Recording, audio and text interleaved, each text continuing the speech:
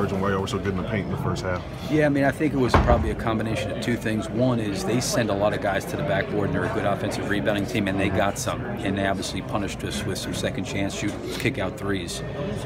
But when we get clean rebounds, it's a huge advantage for us because of those two guys' speed in the open floor, in particular Russell. It's so hard to backpedal when you're at the, you're between half court and the top of the key because he's coming so fast, you just can't get turned around to get to him.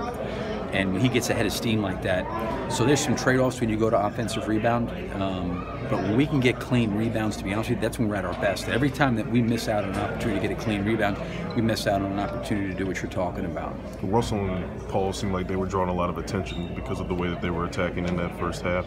I mean, opens up things for Nerlens at the end of the game and opens up things for Dennis. I mean, is that the way that you want to see Russell and Paul play to get that attention? Yeah, I didn't think that they necessarily forced it. That they played the right way. I mean, Paul was incredible in the first half, and even coming down the stretch, I thought Russell manipulated a lot of penetration situations. He found Nerlens for some dump-offs, for some key little finishes around the basket, which was important.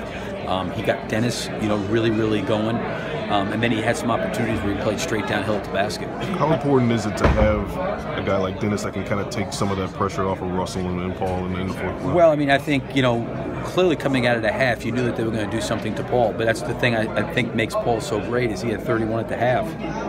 But he just plays. 6 points in the second half, but he still impacts the game, and you still have to account to him. So they're spending a lot of time trying to slow him down, and maybe some of his 6 points had to do with their defense, but also he was just playing the game. He was getting off the ball. He was generating shots for other guys. He got Dennis going. Russell got Dennis going. So when you can do that and there's that kind of unselfishness, it opens up things for other guys. So now when those guys do put the ball on the floor and create, they're not playing against a loaded floor. Why Alex tonight for his first minutes? Probably more than a month. Well, I mean, I think there's a lot that goes into it. One is, with the amount of time that has missed, trying to get him back in shape, get him into some rhythm, get his legs back under him. Felt like he had a really good day yesterday.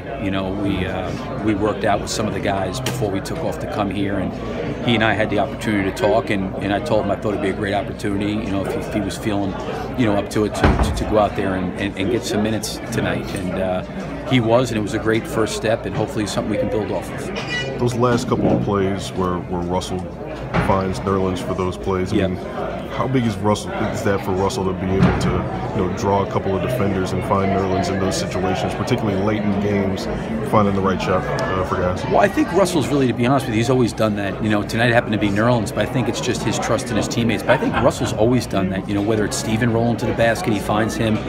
I think when Russell sees two people at him at the basket, he generally does a great job of finding the open man. And I thought tonight when he got downhill and they brought help to him, he found Nerlens in some great spots for some finishes.